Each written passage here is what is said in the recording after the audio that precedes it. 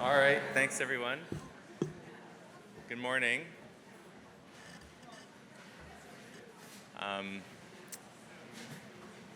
Thank you so much. So, on behalf of Normand and I, and the whole team at ELIXR, Tash and Angela, from whom you've no doubt received many emails, we're just extremely grateful that you're here in Montreal and that you've agreed to be a part of this event. This is our second year doing this, Early Lung Cancer International Expert Retreat.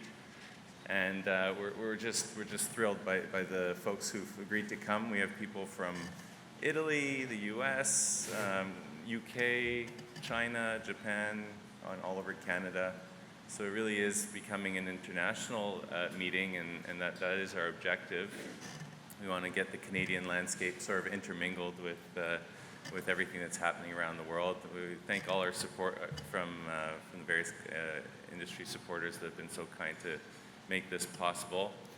And so just to kind of give a sense of what we're trying to accomplish here, obviously there'll be a review of data. We're going to talk a lot about early stage lung cancer, all the new stuff that's coming out, but with a very forward-looking view.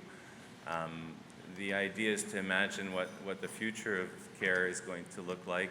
It's evolved so much just in the few years that I've been in practice, and it seems to be changing every few months. So I think there is room for imagination here and to sort of conceive in these types of discussions what can be achieved for these patients.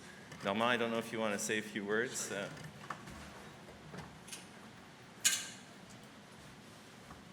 So hello everyone. On behalf of McGill University and Université de Montréal, c'est un grand plaisir de vous accueillir ici pour la deuxième édition annuelle de la conférence ELIXR. You may know that I'm here today because John needs some medical counterweight to this meeting. It's really great to see how in the past few years we've really gotten to the point where we can have multidisciplinary discussions about what used to be very simple cases. It's gotten more difficult, but for those of you who had the chance to be at ASCO this year, you've seen such a great work we've all been doing for the care of patients with lung cancer. It's really outstanding to see so many abstracts in the plenary session and all the great scientific works that's been done in the other sessions as well. Even the poster sessions now are really outstanding. So it's really incredible to be a witness to that. And it's even greater to have you all here today to try to move forward. So this meeting, for those of you who weren't here last year, is going to help you see where we're at in terms of management of localized lung cancer, but also to think ahead. And the people we've invited this year have been challenged with the task to try to make us think of how we'll be next year, how we'll be in the coming years. I have a fellow from France who invited me to give a talk in September, and the topic I have to cover is where we'll be in 30 years from now. So you're going to help me answer that question and perhaps bring some answers to the question I'm going to be asked to give. So I'm really looking forward to these next few days, and thank you all for coming.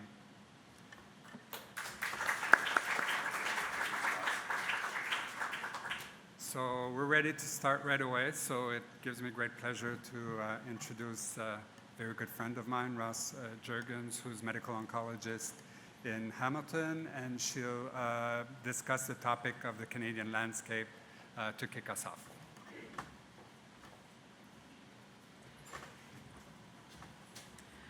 Thank you, John. Thank you, Normand, for the invitation. My great pleasure to get to kick off this fantastic meeting. And welcome to guests from around the world who have come to grace us here today.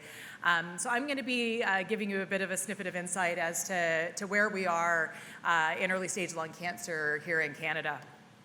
So here's my disclosures.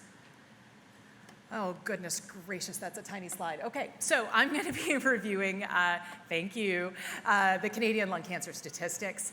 I'll hopefully walk you through evaluating the currently available adjuvant and their regulatory approvals, as well as discuss the rapidly emerging data in the neoadjuvant space. And hopefully by the end, we'll figure out, is Canada riding the big rocket up the front, or are they getting the flames in behind?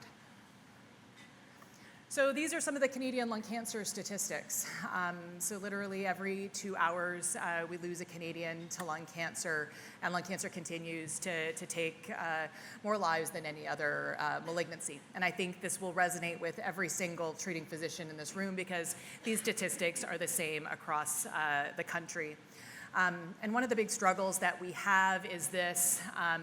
This was just released in 2023. This is looking at some of the biggest malignancies and then by stage, where we are with survival. And if you compare us to our partner diseases, such as breast cancer, colorectal, or prostate, you can see where the problem begins. And we are the only disease where with stage 1 lung cancer, we're seeing overall survival statistics at 5 years that sit in the 60% range as opposed to the 90% range. And I know we've made progress, but this is the backbone on which we are leaning. So how are we going to fix this, right? So one, I have to give a shout out to my colleagues who have been working diligently to thoughtfully implement CT screening, and I think Canada is going to be doing it right, and they're looking at how we can expand the criteria and make sure that patients get the smoking cessation, get plugged in, don't get lost, get good readings so that we're not over-proceduralizing these patients. And my colleagues out in BC are even moving forward with screening patients in a pilot fashion who are never smokers. So I think we're really going to be making a huge impact with screening as this rolls out across the country. I think everybody has seen a slide similar to this, and one of the struggles with early stage disease is unfortunately, the medical oncologists and the surgeons are not the best salesmen for post-operative treatment. And this is a slide from patients who would have been eligible for the Alchemist trial in the US, which is a cooperative group trial looking at multiple adjuvant therapies. And you'll see that it's only around 40% of patients who receive adjuvant therapy. So we're not doing our best job at bringing these therapies to patients. We looked at this data in a large database here in Ontario. This is one of my residents, Yu-Chen Lee, and you'll see that only 35% of patients were getting adjuvant therapy in the last decade in Ontario. So maybe we'll do better if we actually start looking at these patients in select subgroups as opposed to looking at them as a whole. And everyone saw ADORA at the ASCO annual meeting last year. And despite unblinding the study and crossover, we have an overall survival benefit for the addition of post-surgical osimertinib. And as you see here, this is something that's available to Canadian patients. You'll see that actually FDA and Health Canada were quite tight to each other, only a month apart. But this is the struggles when you have a health technology assessment and then pricing negotiations and then provincial pickup. It took over 2 years from the Health Canada approval to go through all of the hoops to get that positive recommendation, the price negotiation, and you can see the price negotiation took about 4 months, and then it took another year for the provinces to pick this up. You'll also see on these slides that I do that I've got sort of what the indication is and then the funding, because those don't always match either. So this one matches up where these are resected lung cancer patients who have common mutations in EGFR. And then we were lucky enough at ESMO to see the next space that's being carved out in the adjuvant setting. This is the ELINA trial. This is looking at patients with ALK fusions who have a resection and they get adjuvant targeted therapy. You can see huge benefits in this space. This is quite new and hot off the press. So the FDA approval just came a few weeks ago, and we know that this is going to be submitted to Health Canada imminently, and we should be starting the negotiations around health technology assessment this fall. So let's move to less selected populations. This is sort of more the general population. So this is the first adjuvant trial that we had that was released, and it's now been released for a few years. And this is looking at the select subgroup of patients who seem to garner the most benefit. This is Empower 10 in the patients who were stage 2 and 3A who have PD-L1 high status. And you can see there's not only a disease-free, but this is the overall survival benefit, and the magnitude is quite significant here. And so when we compare, though, to the other populations that were included in this study, there really doesn't look to be a significant benefit in the PD-L1 low patients. And, depending on how you want to squint at the slide for PD-L1 negatives, you can see with time that the placebo group actually, or the control group actually does a wee bit better. So these patients were actually excluded here in Canada. So FDA came in October. We didn't actually have Canadian regulatory approval for another 4 months. Interestingly enough, I actually represented this file at CADITH, and I was told days before that Health Canada had done something that Health Canada doesn't normally do, and they only provided an indication for PD-L1 high, and I hadn't seen any of the data on PD-L1 anything but PD-L1 positive. So went in, and at the end of the day, you can see that the indication actually doesn't match the funding. So indication is PD-L1 positive. They actually went one step further with the funding recommendation, and they have not included the stage 1Bs by the 7th edition, so it's only stage 2 and 3. They've taken out EGFR and ALK, I think a bit recognizing the data that has come before, and PD-L1 highly positive. And you can see the time it took then for us to get access, and it was 1.5 years.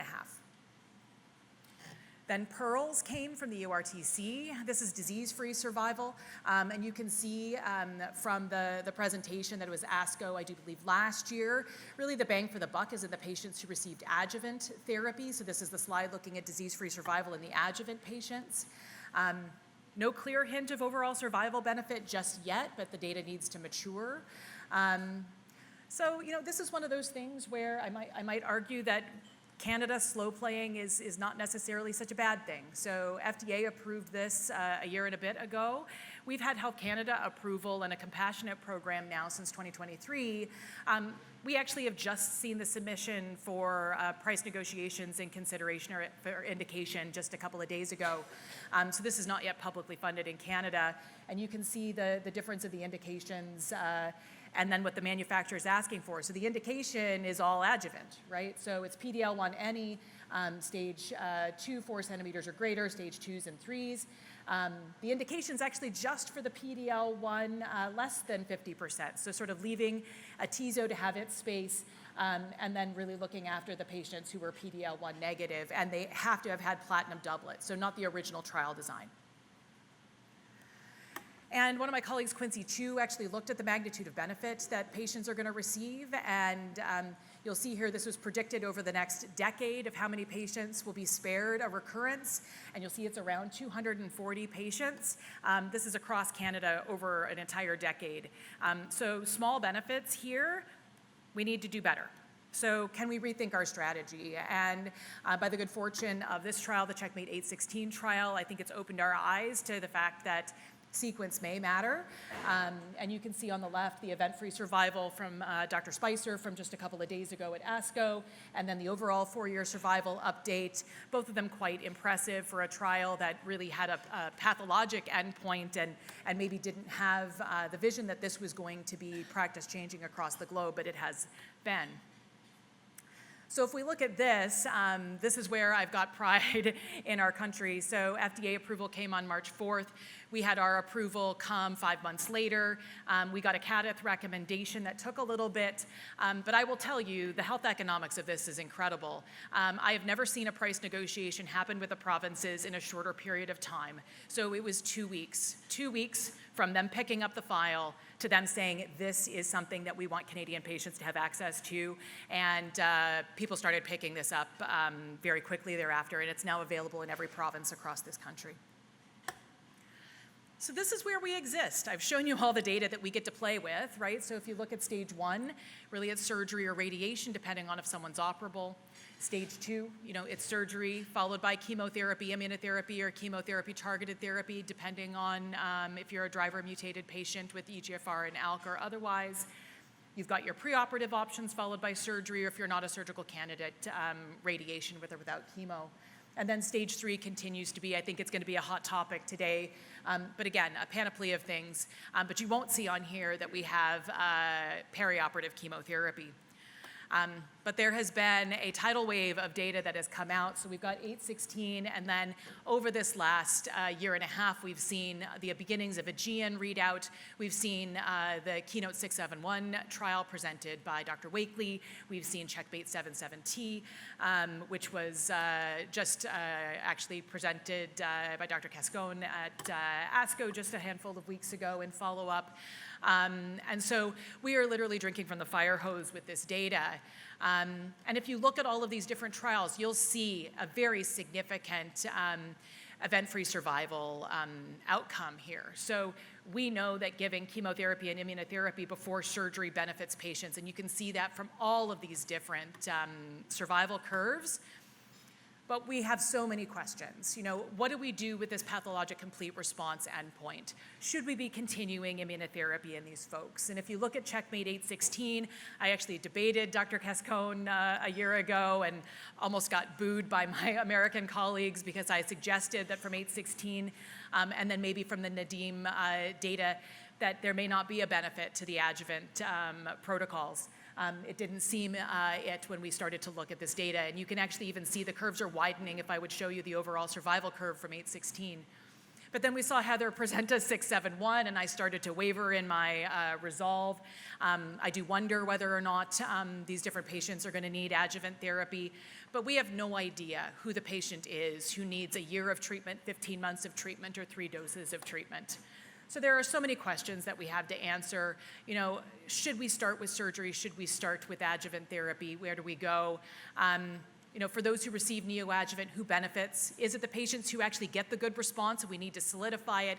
Is it the patients who don't get a good response but might benefit from additional duration? How do we use liquid biomarkers? And I know I'm going to be followed, so I'm putting a segue out to Dr. Agnostiu. So what are we going to do with these patients?